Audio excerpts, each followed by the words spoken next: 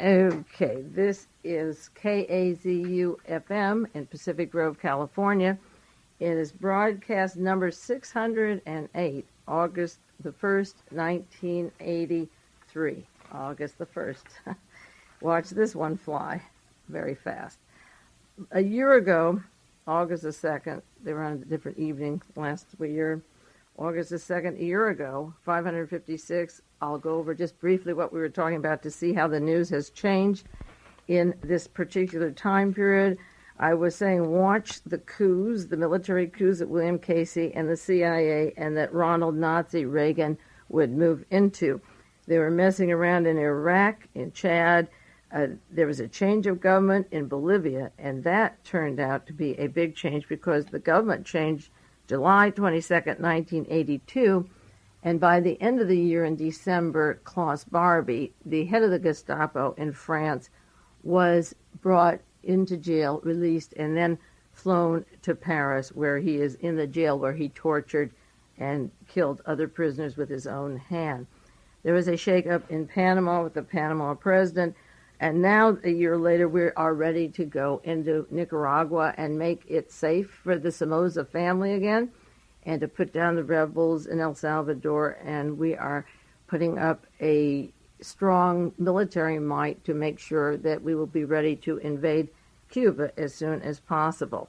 As a matter of fact, there was a protest of the Cuban government because the guards there were wearing T-shirts about Cuba, yes, Castro, no, the American army. I was talking about the dummy fronts in down in Panama, the money that involves Jonestown and also the Vatican banks, the tangled money. And then under the category of high society, I referred to Betsy Bloomingdale, who was sued by her husband's lover, and we'll update more of that next week. I'm going to get back to that and not do anything on that this week except one story. Edwin Wilson, the Newsweek story about him and his attorney, Mr. Faringer, Fahringer, who represents Klaus Barbie and Gene Harris, all three of them CIA intelligence operations. The Bohemian Grove was meeting for several weeks. I referred to it last week. And a man, Maru Kanani, Kanani, who formerly worked for the CIA in Idi Amin, was providing sex for the annual conference, which then translated as blackmail of those people attending Bohemian Grove. Those are the thousands of acres where the powers that be romp in the woods with their tutus every summer and put on their little shows where they burn care as if they don't burn it all during the year. And I talked about the Wall Street Journal article last year in July, the front page story, finally the front page, Vatican and United States banks are missing millions. It's been going on since 1975. I was waiting for Wall Street Journal to cover that, and we'll update this tonight, 1 year later. And it goes into Pope John Paul II and his deals and the rising turmoil and the budget problems of the Pope and the missing money, the Vatican scandals. The LA Times had a front page story, July 29th, 1982, Banking scandal jolts the Vatican. Repercussions on European loan system feared. Well, we'll get into the Vatican in about 1 minute because the tangled web of the Vatican is getting much, much more clear. Now, I'm going just quickly through some articles that are important this week before I get on to what I consider the story, but I'm going to give you the story first because everything else fits together and makes sense. It's like my doing research for 18 years and then learning about the Sovereign Military Order of Malta and the American military and CIA are united by the Vatican, and finally the pieces fell together. Well, this week, some more pieces fell together when I learned that the money that John DeLorean gave to buy his cocaine came from Klaus Barbie, the Nazi Gestapo head down in Bolivia. I asked on a program in February, where did John DeLorean get his money? The $20 million for the cocaine that he was fondling in his hands and the $60 million that he was going to put into Thailand, Southeast Asia heroin. Well, Klaus Barbie was getting him the $60 million from Thailand to Bolivia, and that is the big story, and the rest then all fits into power. The complete Odessa network, John DeLorean, 20th Century Fox, Henry Kissinger, the drug dealers, the CIA, and the Nazi. And what I did for the sheet that accompanies this broadcast was to do a diagram like I did last week, and many of you sent for those. I have a pile of mail to answer. I apologize. I'll get to it hopefully this week. And I drew a diagram of the connecting links of these characters that I have mentioned week after week so that it'll be more clear for you and get into the DeLorean story and his role with Klaus, Barbie, the CIA, and the international network, going right to the Vatican Bank and the problems they're in. A year ago, they were bleeding and in trouble. Today, they're really hurting, and they're trying their best to cover it up. Now, a few quick stories. One August the 1st today that came out of London. Major cities accused of using slaves. The envoys for various countries use slaves, and they're trying to break the habit of taking people. You know how many people are missing around the world, and young men and women. The Anti-Slavery Society is saying that diplomats in major Western cities import their own slaves. This isn't the Soviet Union. These are the Western worlds. And they said they're in New York, Washington, London, and Geneva. They have slaves. They are moved around in private aircraft. They bring in hordes of young people as chattels. As part of their baggage, the Middle East bring them into their home. They use them as servants. The slaves are in diplomatic agencies in all major foreign capitals, and many of them are sexually abused. The women and the men are sexually abused. The slaves that come from the great country of Nicaragua that we're putting, maybe, was it 30 or 40 million in this last peak week? I have the statistics. I can't keep track of the money to Costa Rica, Panama, Nicaragua, El Salvador, and Guatemala. I'll have to keep it on a chart. But Anastasio Somoza, when he was the dictator there, he had a 3-by-3-inch brand that he put on each shoulder so they knew who his slaves were. And every slave in his household was branded so that if they escaped, they would be recaptured. Now, that's the democracy that Ronald Reagan is heavily funding to put back into power in Nicaragua, to get the Somoza family in and round up all the people with the marked the slaves of Nicaragua. Another story in the paper this week, in Latin America, Kissinger showed very little interest. This is from the San Francisco Examiner, and it's a story of a few remarks of Henry Kissinger. It says, and many of you read it, 2,700 pages of his book. There's not a word about Central America.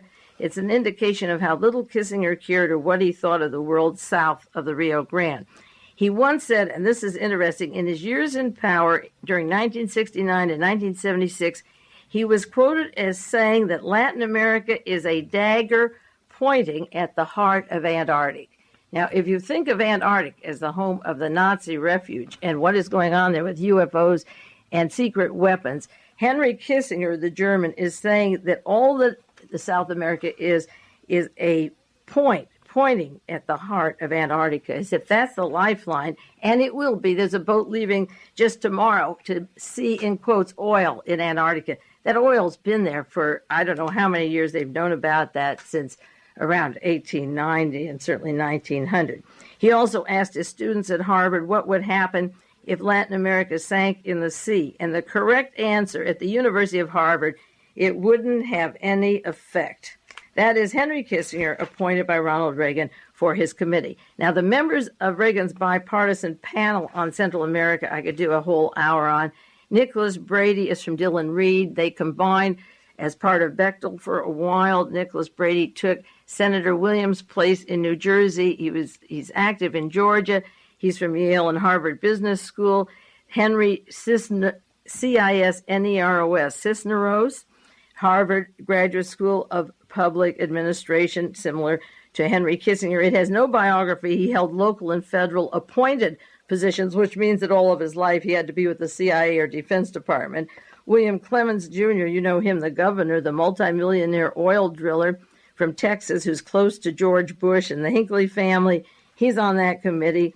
Carlos F. Diaz Alejandro, A-L-E-J, the J is silent, Alejandro, A-L-E-J-A-N-D-R-O, from the Council of Foreign Relations, consultant to the Rockefeller Foundation, born in Havana, wait till he gets back to Cuba, went to MIT. The Joseph Lane Kirkland of AFL-CIO works Mr. Lovestone, Jay Lovestone, and Mr. Brown, and he's the one who brought Lucky Luciano and the Mafia to Marseille and France and Italy to break open the labor unions and make them safe for Nazi war criminals, and heavily funded and was responsible for the $50 million that the Pope gave to Lech Walesa and the troubles there. This is such a stacked commission. Of course, Jean Kirkpatrick and Potter Stewart from the Supreme Court. He's on this bipartisan committee, and then he's been put on another one. He must be invaluable. He's appointed twice. That's just a little bit of that committee. As I say, each one of them has a biography. They asked the question, why are you, somebody in the news asked the question, why are you having this panel with Henry Kissinger when he's made up his mind what he's going to do with Central America? Well, that's so redundant and silly. It's like having a Warren Commission when the President of the United States and the FBI said Lee Harvey Oswald did it alone, but we'll spend 9 months and we'll see 552 witnesses and we'll take thousands of documents of exhibits and we'll kill time. But we know from the start that Lee Harvey Oswald was the loner. So then the rest of the time they have to spend covering up the points or evidence that would contradict the conclusion when they started. Maureen Reagan was on Entertainment this week. I don't know if you watched or not, July 27th. And she was talking about Dorothy Kilgallen. I mentioned her last week and her friendship with Jane Mansfield and how Dorothy Kilgallen was murdered after an interview with Jack Ruby. It was interesting to hear Maureen Reagan talking about the last interview she had was with Jack Ruby, and she said she had a major story. And then Maureen Reagan said, what did Ruby tell her? We don't know. She was a pioneer in her field. That's the president's daughter maybe getting back at Ronnie by bringing up a little matter of the Kennedy assassination and the trial of Jack Ruby and the murder of Dorothy Kilgallen. And then on Entertainment again Sunday night, Larry Hagman was on, and they asked him, what does the city of Dallas in Texas think of your TV series? And I got this from a listener who picked up that show, and he said they like us because we don't show what really goes on there. He says, we've taken the people's attention off from the connections to the assassination of the Kennedy thing. And I thought that was pretty nice to keep this going, keep the idea going, and spread it around. The Atlantic Monthly has an article. It's by Seymour Hersh, who wrote the book on Henry Kissinger. I just picked up the article this week, but you've seen reports in the newspaper how Nixon threatened Gerald Ford on the pardon, that if he gave him a call, if he gave him the presidency of the United States, he'd resign if Gerald Ford would promise to pardon Richard Nixon of all his crimes. And, of course, we needed Gerald Ford because when Watergate was coming unglued, all of the people involved, Mr. Sturgis and Martinez and E. Howard Hunt and James McCord, all of them were involved in some way, if not in the murder of Kennedy and the cover-up, but many in the military, in the CIA, with the U-2 program and all of the linking parts of the anti-Castro Cuban connections. Edwin Wilson was a paymaster for that, and E. Howard Hunt was. Wilson's name didn't surface at the time, but if they pursued it, it would have gone to Theodore Shackley and Edwin Wilson and Frank Turple and George Corcoran. So they all pitched together and said, okay, Nixon, you don't have to be served for any crime. And old Jerry from the Warren Commission and the CIA was made president of the United States. Now, July 23rd, in the Houston Post, there was a story that drugs were aboard in 491 plane crashes in the past 2 years. From 1980 to 1982, do you know that there were 491 plane crashes in which narcotics were on those planes? Have you added up how many planes crashed? This doesn't mean every plane. This means of the 491 had narcotics on them, and this came out at a hearing of the Subcommittee on Aviation.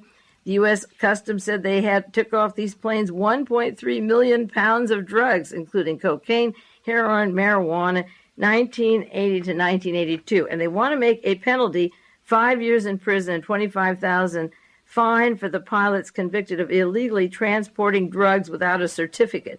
Did you see this week in Arizona that you have to sign or register to deal in illegal narcotics? And it's against the law. It's a federal crime to have narcotics, but you have to register to deal them. Now they want a certificate for the pilot who brings them in. Otherwise, he can't bring them in, and they're not supposed to be in the first place. So they say there'll be a fine for the pilot illegally transporting drugs without a certificate. So he can bring illegal drugs if he has a certificate. You figure that one out. That means that a few people with certificates won't get arrested, and then nobody else can bring in drugs. So the monopoly of the drugs will go to a handful of people and pilots, and nobody else would be able to bring in the drugs because they'll say, where's your certificate? Oh, you work for DeLorean, you work for Hedrick? Okay, go on through. Now, another article about Vicki Morgan, the only one I'm going to bring up this evening, from the Houston Post, July 27th. And it says that Vicki Morgan started taping her telephone calls as soon as she sued Mr. Bloomingdale. I guess she got a little smart at that point. And on these tapes, it involved illegal financial deals with Bloomingdale. Now, the illegal financial deals may have rubbed off now. You see, I'm going to go extensively in the next few weeks into Johnny Carson, John DeLorean, and the bank that collapsed. Just today on the news, they said that the hearing of the Johnny Carson bank cannot be thrown out. The judge said it can't be thrown out. He's going to take it to court. And Johnny Carson and Alfred Bloomingdale and Ronald Reagan and the whole team are very, very close and involved with teams that are massively bringing in narcotics, including Pat Boone's airstrip down the Newfoundland Bank in Australia, and Daniel Ludwig, the richest man in America, who has many things, including an airstrip down in Australia with Pat Boone, Mr. Kling, with the narcotics traffic. So she has these tapes. They said they won't bring them up at Mr. Panko's trial because they're not relevant to the murder. No, they're not relevant to the murder, except the fact that she could have been murdered for having taped them. So they're not going to go into his background, and they're certainly relevant. Then another story, what if, this is the question, what if Schlesinger feared, as head of the Defense Department, Secretary of Defense, that Nixon would order a military takeover? This is a article, also the Seymour Hersh article in the Atlantic Monthly, that made a second headline. What I said in my article, Why Was Martha Mitchell Kidnapped, is they were planning a military takeover. That's exactly what they were planning at the time of the election in 1972, and to make Spiro Agnew president and to let the military take over. And when they pulled the tapes out with Watergate and the tapes that brought Richard Nixon out of office, there was Alexander Haig right in the front desk. Gerald Ford became the president. James McCord was on the military emergency team, and E. Howard Hunt had walkie-talkies and road maps of Washington in his desk. See, they had planned all that before Watergate, not because Richard Nixon was going crazy and silly in a hospital or that something new had developed. The takeover was planned, as I said, a long time earlier, and now they're admitting that there was this plan of takeover with the Marines in Fort Bragg, North Carolina, and they wondered about the 82nd Airborne Division if it should be brought into Washington. Well, Alex Butterfield was brought up from Australia by Alexander Haig. I've had this on back tapes, and how they taped the president and moved him out. Just a quick mention of the Texas multimillionaire that was killed in Los Angeles. The Texas real estate developer became head of a major Hollywood TV syndication. He was killed in his Bel Air home. Henry Harrison Kyle, Kyle, 60 years old, was gunned down in Los Angeles last week. Head of the Four Star International Company, one of the people that formed the movie company was Dick Powell, David Niven, Charles Boyer, and Ida Lupino. Ida Lupino worked with Errol Flynn, who was in the Gestapo, and David Niven, who passed away just a few days after this particular murder. He had a lingering illness and was dying at age 73 of a Lou Gehrig's disease. This fellow was gunned down. He was a self-made multimillionaire high up in the military, lived near Dallas, chairman of the Allied First National Bank of Mesquite, Mesquite, lived in Texas and Kansas, went to Hollywood, Southern California in 1970. As soon as Ronald Reagan was in, Klaus Barbie begins his Bolivia cocaine escalation with Nixon as president, and the Texans move out to Hollywood to begin their shooting. An interesting background of this particular person they haven't found yet who shot him. I doubt if they ever will. It'll probably be some crazy loner whose parents were divorced, and he was in Vietnam, and he didn't have a job, and he left a diary on why he wanted to get the man. He likes to climb through windows in summer evenings, and no mother or father and will show up, and they'll find him mentally incapacitated. And David Niven died the same week. Incidentally, regarding the Lou Gehrig's disease, a member of my family, or not related to me, actually my ex-husband's second wife now is dying of Lou Gehrig's disease, and the day her infirmity started was the day that she got that Gerald Ford's swine flu vaccination. And she got sick after that and began to degenerate, her legs degenerated, and she's having a long, lingering, miserable death and is on the brink of death now. But she walks right up. They're good patriots, my ex-husband and his new wife and a lot of other people in this country. They say, okay, shoot me one, Jerry. And a lot of people have Lou Gehrig's disease. Another famous person just died of it this week, a degenerative disease with an interesting background. So David Niffen had that, and goodness knows if he went along with Gerald Ford's get your shots, what have you got to lose? Now, here's an interesting story from the Monterey Herald today. U.S. and Europe adopt a winemaking do's and don'ts. You see, you've got to read a lot of articles besides the obvious ones.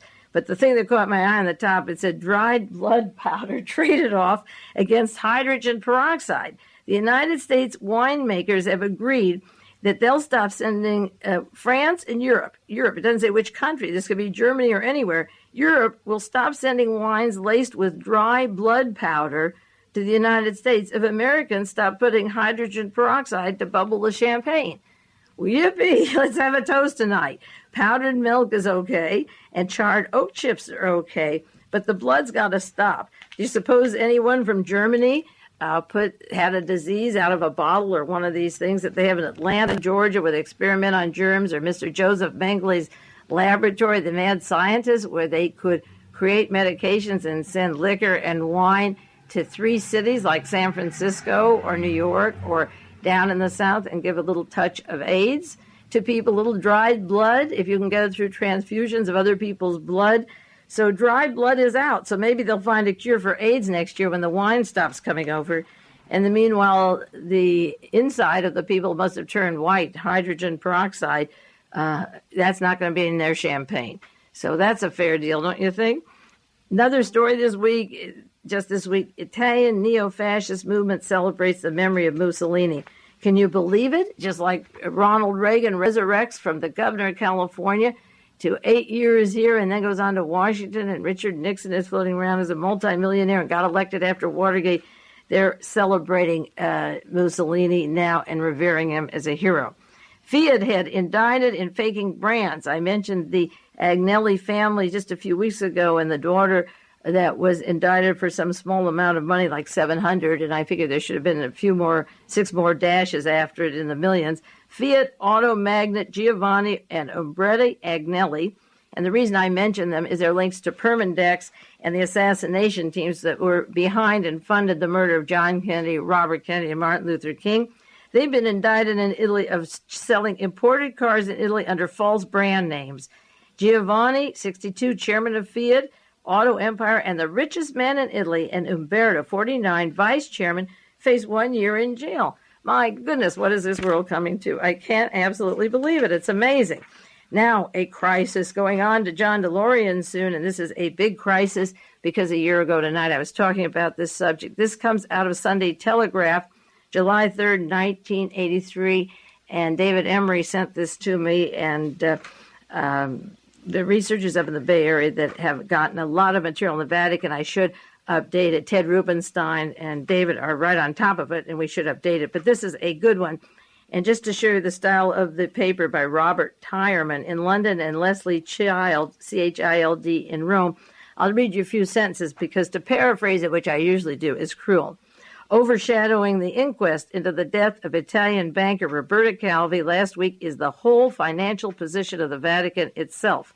Let me just stop and say now, as I read this story with you, visualize John DeLorean, who's close to Cardinal Cook at the Vatican in New York City at the St. Patrick's Cathedral, close to the Catholic Church with his Italian wife also, and working with Klaus Barbie, who works with Delle, Chiaie down in Bolivia, and with the Liceo Gelli and the P2 and the Masonic Lodge and the Vatican money. Visualize now that Klaus Barbie's locked up and the DeLorean money is sitting in Klaus Barbie's bank in Zurich, Switzerland, a good hunk of it. And then visualize the Vatican, how they feel because of their role. Remember, they helped Klaus Barbie get down to Bolivia and had safe houses for him and the other Nazis.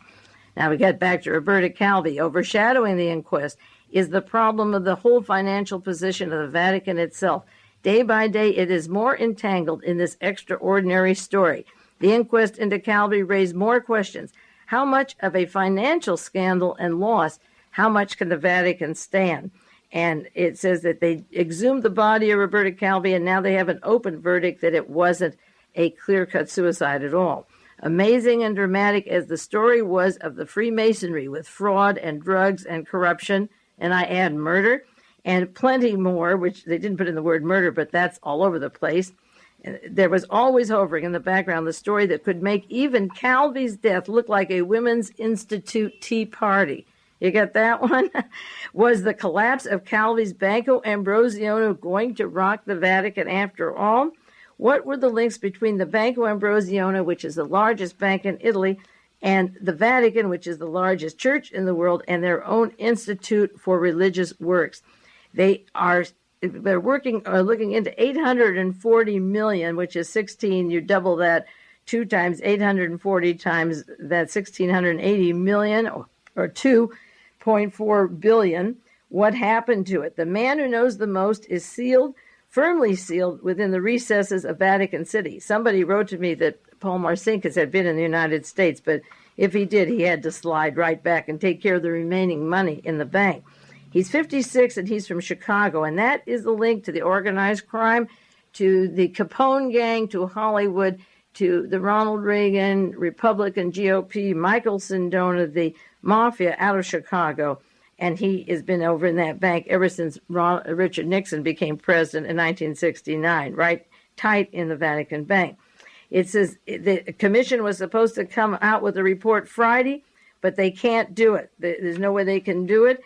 This report will involve 88 banks, and I mentioned this before, that are claiming collectively they owed over $500 million, and they can't come up with it. The Vatican, these banks had lent it to Ambrosiano, and the Vatican Bank had written letters of patronage for this money. They are trying to get their money back through the Italian courts.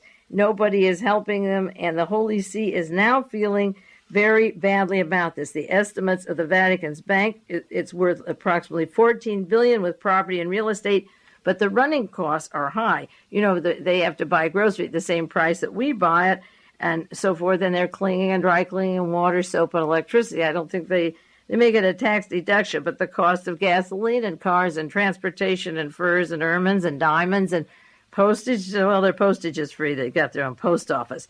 But if they send it from anywhere else, I guess they pay their postage. They tried to collect Peter's pence this June to collect money. This is the time when they asked the Catholics all over the world to bail them out. 3,000 employees of the Vatican, you may not know or may know, they went on strike for wages because they were broke and can't take home money. And they were told there was no more money in the kitty. Most of the money, well, I shouldn't say on the air. Okay, I'll say it. It seems with the scandals, well, no, I won't. It's not nice.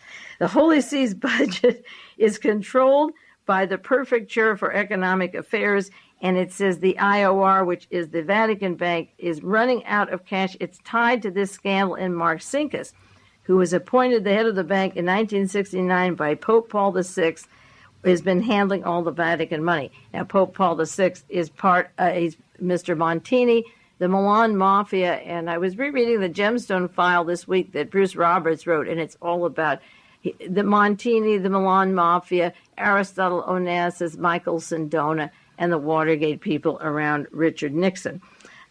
This article comes from the Sunday Telegraph. The 88 banks want $500 million. They're yelling for it. No report has come in. Marcinkus is laying low. The Vatican is losing $20 million a year. They lost $40 million in 1983 with a deficit, and they're running scared. Well, they do have their problems, you would agree, and they asked for it, so they're getting it. And those are some of the newspaper articles that are of interest to that story. And then when the second half of the program begins, the second half of this broadcast, we'll go into John DeLorean and Klaus, Barbie, and Henry Kissinger to get an overview, and then some of the current articles that we have in the news. And in the meantime, we'll take a 1-minute break.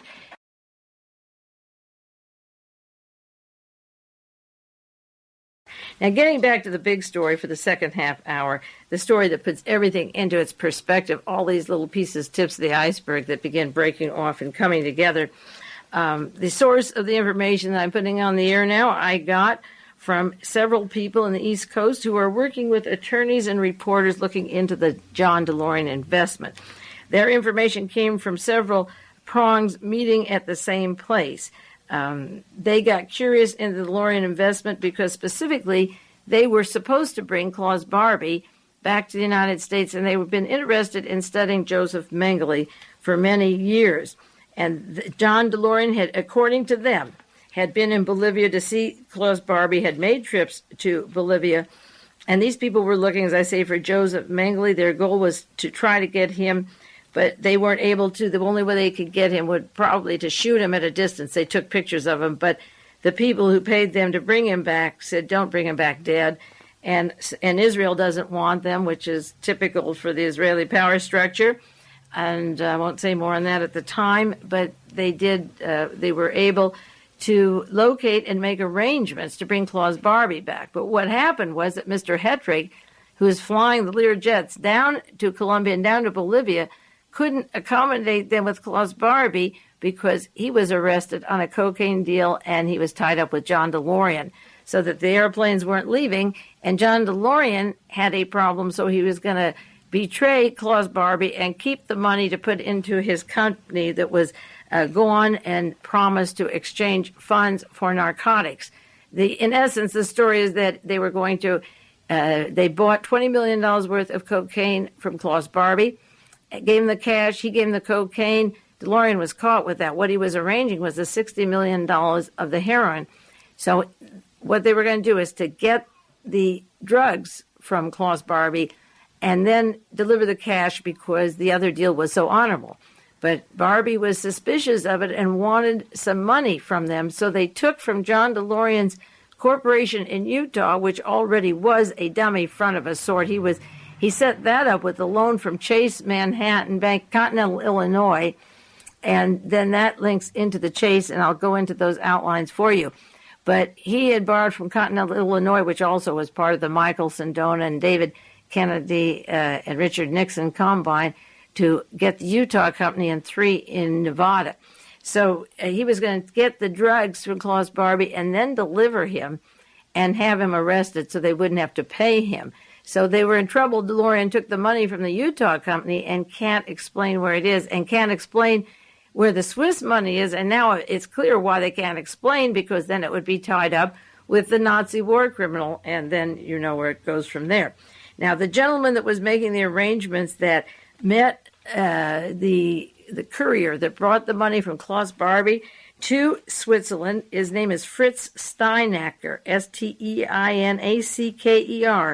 He lives in Germany, and he went to Zurich, Switzerland. He's the attorney for Joseph Mengele, and according to these people, Mengele is the superior over Barbie.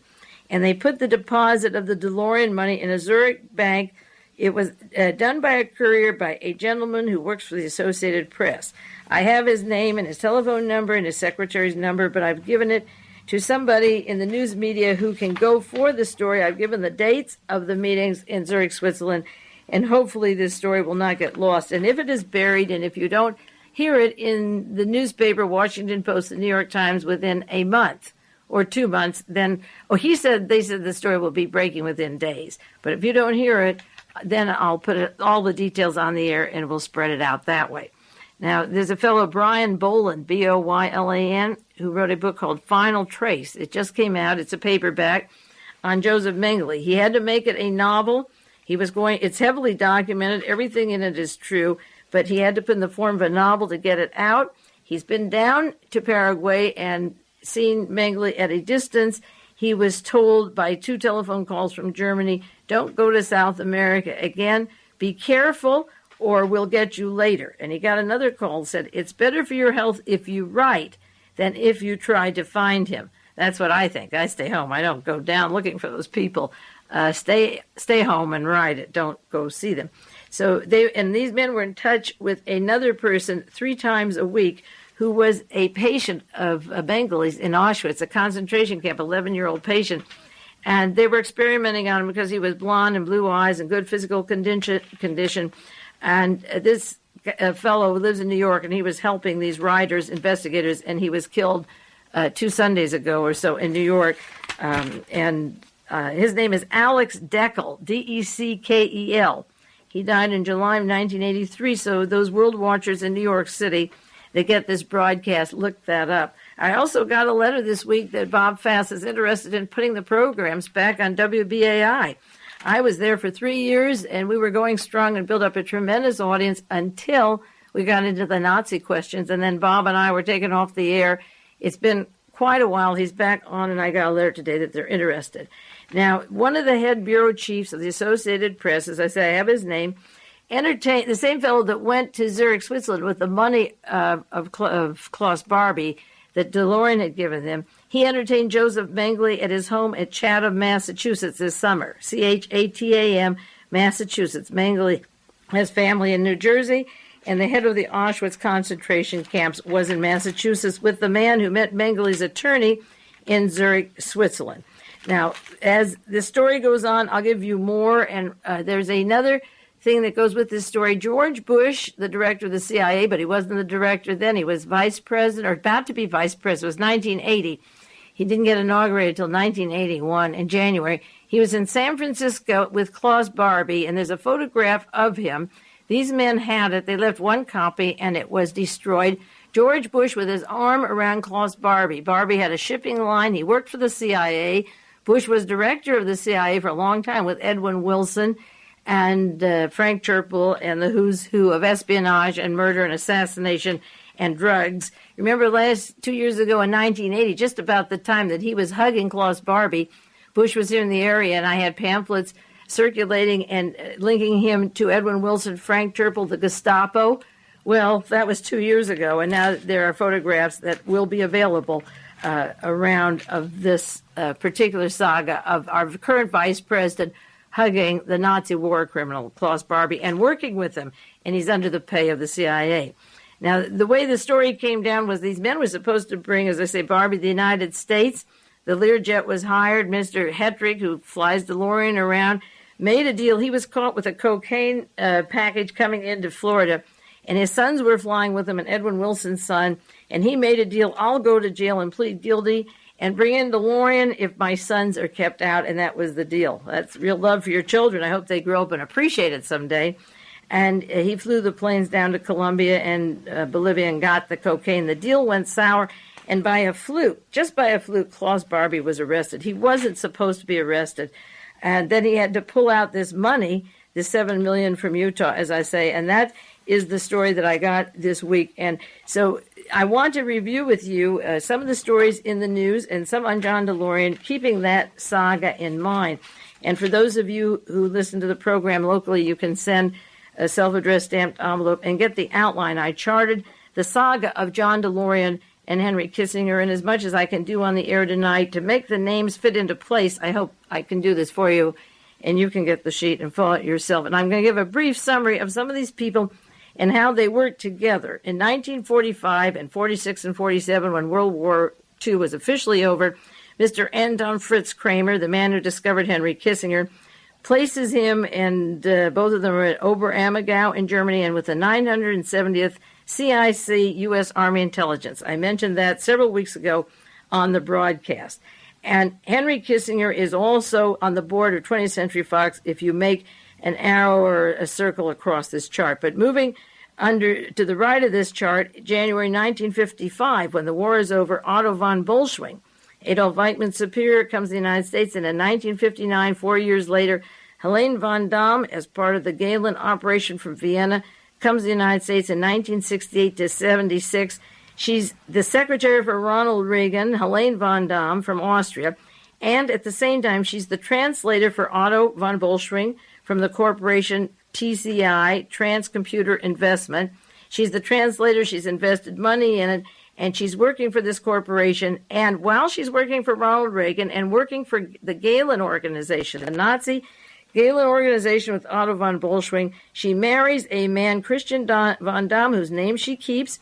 And Christian vonDamm is now in 1983, that's 1970, he's down in La Paz, Bolivia, where the cocaine king was and where they're still continuing the Bolivian traffic. Now, he's down there in 1983, Christian vonDamm in La Paz. He's vice president of the Bank of America. I was just reading a story today of the Bank of America loaned John DeLorean $34 million. This was in the New York Times, October 21st, 1982. Jeff Gert, the Bank of America in California, loaned DeLorean $34 million credit. So they certainly would want him to pick up $60 million of cocaine to pay the Bank of America back just for that reason alone. And vonDamm, who is the ambassador to Austria, keeps the name vonDamm. Christian vonDamm is vice president of the bank that DeLorean borrowed from, and DeLorean is down there in La Paz, Bolivia, trying to get the money from the cocaine master, Klaus Barbie. Now, Joseph Ball of the Warren Commission, going down on the chart, is the attorney for John DeLorean, who comes in and supplies their needs. And DeLorean is down there in Bolivia at the same place that Christian vonDamm. Now, thanks to Henry Kissinger's Army intelligence, going down here, Kissinger with Army intelligence, with Klaus Barbie, with the CIC, with the CIA, the Vatican, it was involved. They gave aliases and guides and sent Mr. Barbie down with Mr. Gomez to Bolivia in return for wiping out any resistance of poor people down there, or those branded, like in Nicaragua, the slaves branded on the shoulders. The job of Klaus Barbie was to teach how to handle these people. Now, getting over to the right of this diagram, in 1981 to 1983, 20th Century Fox film studio is formed. And I've mentioned this many times. And when I say 20th Century Fox, remember they own all of Pebble Beach. You local people around here, they own the entire area of Pebble Beach and surrounding territory right where we live, this beautiful area here. And I do want to go into some murders of famous Pebble Beach people and around DeLorean, a whole series of them. Now, 20th Century Fox is owned 50% by Mark Rich, who's involved with a scandal that was in the newspapers this week. He was just fined. Mark Rich firm was ordered to pay $1 million fine because he won't tell where $20 million went. He's missing between $15 and $20 million, that figure, July 16th, 1983. And John DeLorean had to cough up $20 million for Klaus Barbie. And Mark Rich is on the board. He owns 50% of 20%. No, let me get this straight.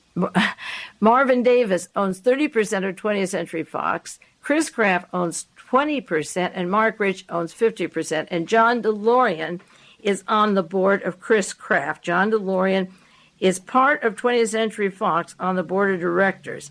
And Marvin Davis from Colorado, a close friend with Frank Sinatra and Ronald Reagan, of course, owns 30%. And Mark Rich, with offshore banking coming out of Netherlands Antilles, is being fined $1 million as of this week and $50,000 a day till he tells where this missing diverted $20 million is. Now, if it's diverted to John DeLorean to give to Klaus Barbie for cocaine, imagine what a scandal that entangles. And then, as I say, tie that in the next few weeks to Johnny Carson's banks in the Cayman Island and the Hollywood gang. Oh, boy, are they getting sticky.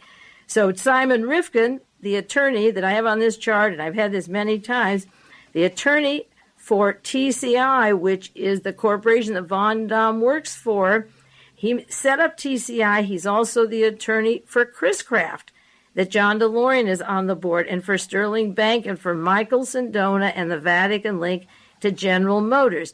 So the attorney in common with DeLorean and Chris Kraft is the attorney in common with Helene vonDamm, and down to La Paz, Bolivia, and down to the cocaine connections and the Bank of America.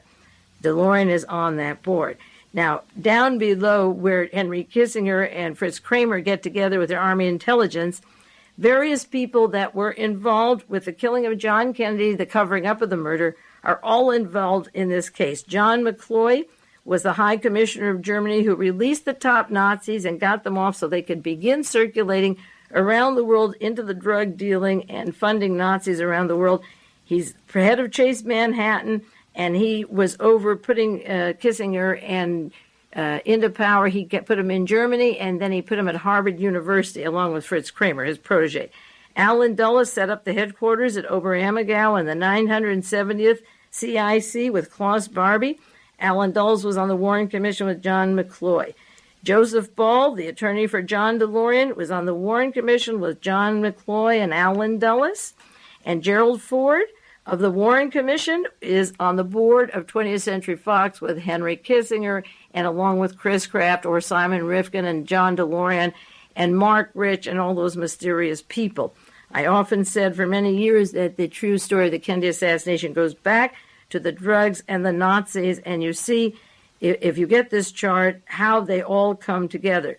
George Bush, as director of the CIA, worked with Klaus Barbie and with Nugenhan Bank and heroin and cocaine.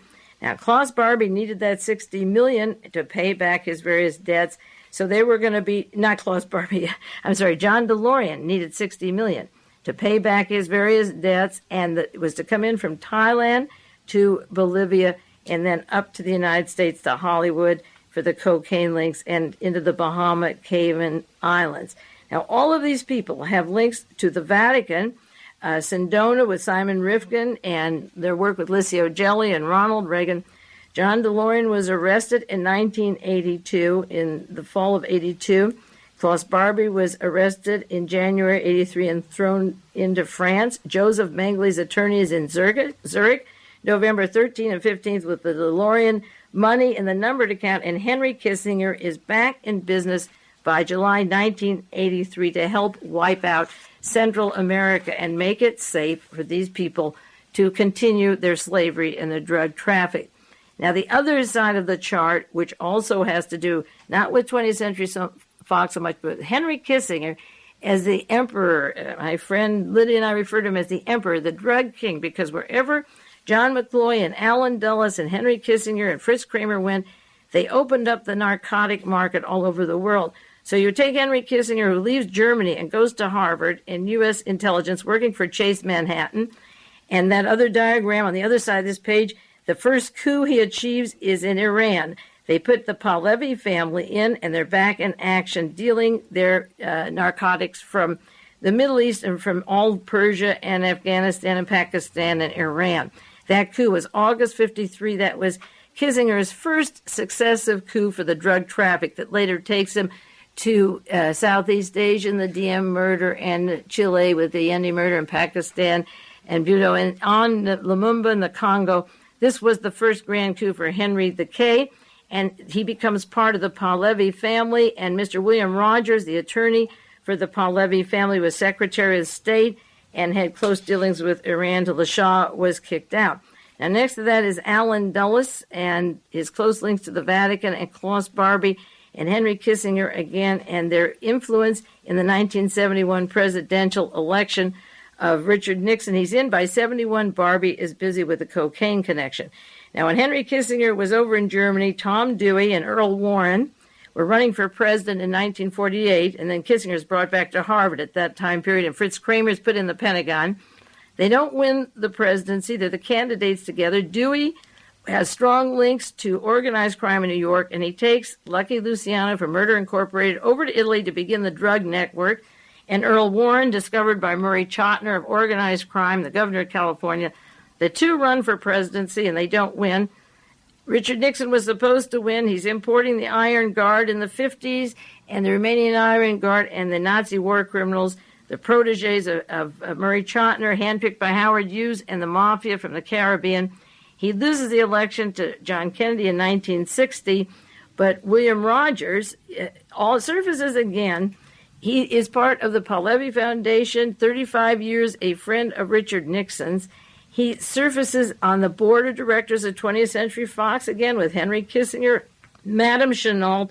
It seems that that studio has to be the center of espionage and narcotics in the United States. The high-powered people like Gerald Ford, Henry Kissinger, and William Rogers are all there, and they all have links to the narcotics traffic, to the Vatican, to the Shah of Iran, the deposed Shah. He's out, but the narcotics that float in from Southeast Asia, and then with Klaus Barbie, as soon as Richard Nixon was president, down in South America. They opened up through their wars, through the war in Korea, the Pusan, Southeast Asia narcotics, up into the United States and all over the world to Marseille and the refineries there. The Vietnam War began the escalation through Nugenhan to the United States with Henry Kissinger at the helm and Fritz Kramer funding the narcotics, exchanging narcotics for Gestapo armbands and death squads all over the world.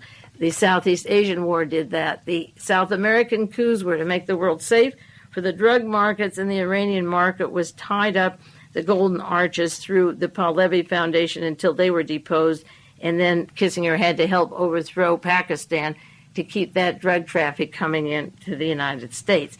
Now, all of these people have relationships in common to the Kennedy assassination, to the drug market, to Henry Kissinger, and now he's sort of the vacuum cleaner or the broom to sweep out Central America. He's contaminated every other country in the world and brought in fascism, so now he's on this great committee to clean out and kill off the people of Central America. Now, I want to mention just a few articles regarding these subjects and these outlines that are pretty fast, but as I say, you can send for them, and those of you that subscribe the tape have them, and I hope you understand them.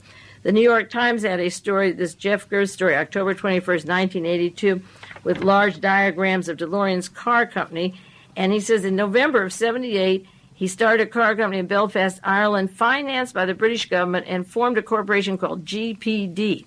And that was for independent contracts for DeLorean cars. 18 million was to go to GPD. 12 million was from the British, from Great Britain, and 15 million went to a group called GPD. Now, by the time GPD was started, a woman in Geneva, Switzerland, opened up an agreement for DeLorean. Marie Denise Juhan, Juhan. I don't know whether it's a silent J or not. She opened up in Geneva, Switzerland, an office for John DeLorean. But, according to the New York Times, GPD was never registered in Switzerland, and there was no record of any car work ever done out of that company. The prospectus for GPD said it was developing money that would go to Lotus Car, and right after that, Mr. Colin Chapman of Lotus Car was murdered in England. Now, DeLorean promised the British government he would take the money they gave them and divorce himself from all outside business.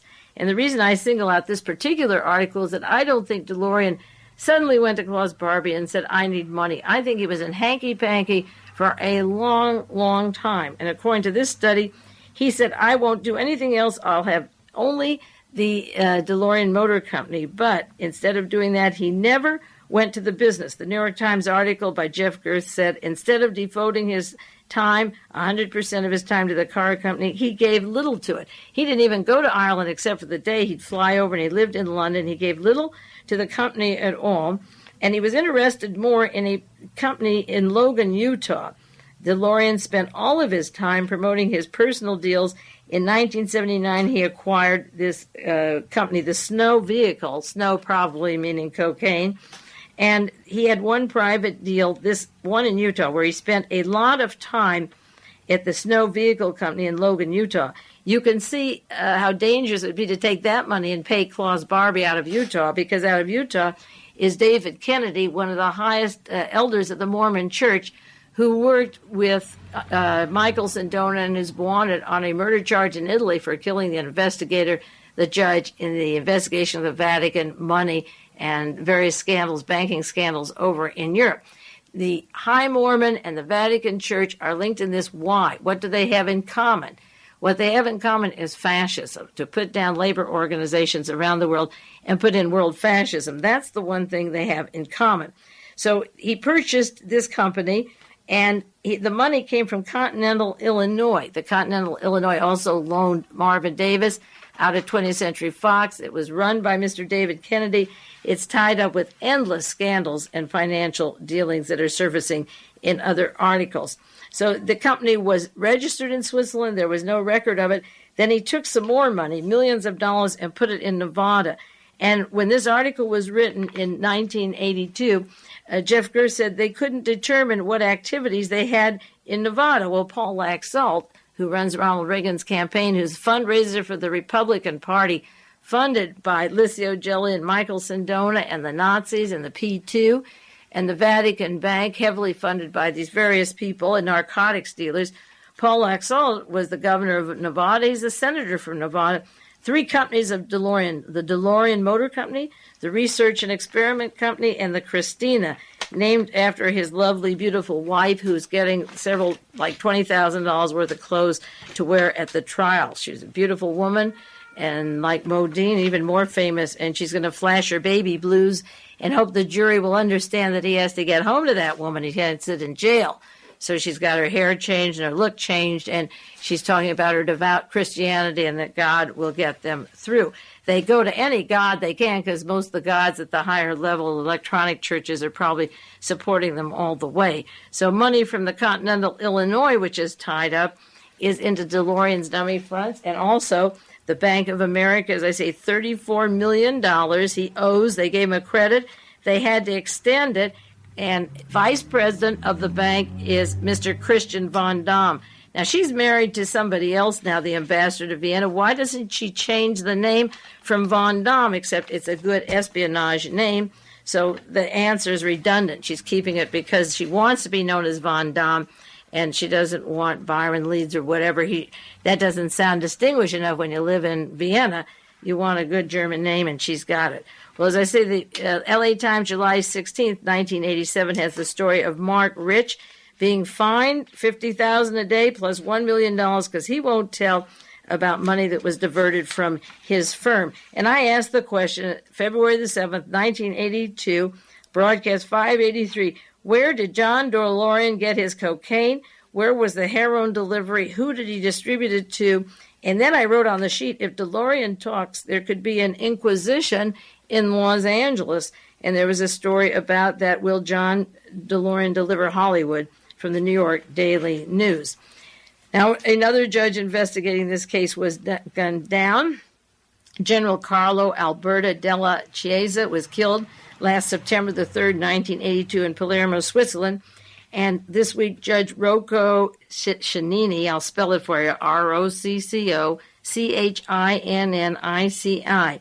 He was investigating the mafia and the links also that go to the Vatican, but he also, according to the newspaper stories, was investigating the money and the drugs that went into the United States from Thailand.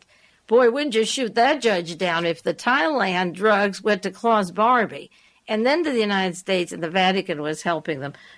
You'd shoot that one down, and they did. These judges are dying like flies. It's really a tragedy. And this one was killed, blown up, and other people were killed with him. But he was getting close, too close. And if it's Klaus Barbie, they'll kill every judge they have to, if they have to kill 1,000 of them. And I don't know how long this can go on. Another story from the Houston Post, July 21st, a caller claims to be the abductor of that young girl that lived in the Vatican with her family. She's held by the people that want Agca released. And they said they're going to kill John Paul II because he's a subversive servant of the CIA. John Paul II is a political instigator, and according to Roman Catholic Magazine, there's a threat to kill the Pope because of his links to the CIA, and he's a disgrace. I think the Italian people are angry that $50 million went to Lech Walesa and down the drain. I would be angry, or $22 billion went to Licio Gelli and through the Vatican channels and not to Italy. So there was a threat to kill him. And incidentally, at Bohemian Grove this week, another story in the newspaper this week, July the 1st, 1983, Henry Kissinger was there with World Bank President A.W. Clausen. A.W. Clausen was president of Bank of America that John DeLorean owes the $34 million, and Christian vonDamm is vice president of. So they were, as I say, in their tutus, but I bet they were talking more about those stories than trying to escape their cares of the world the past 2 weeks. Well, the time is up now. It is 9 o'clock, and this hour has gone by. Hope it's gone as fast for you as it has for me. It's a long time to concentrate. I really test you at this one, but it's a good try. I hope you're doing well. This is Mae Brussell on KAZU-FM in Pacific Grove, California.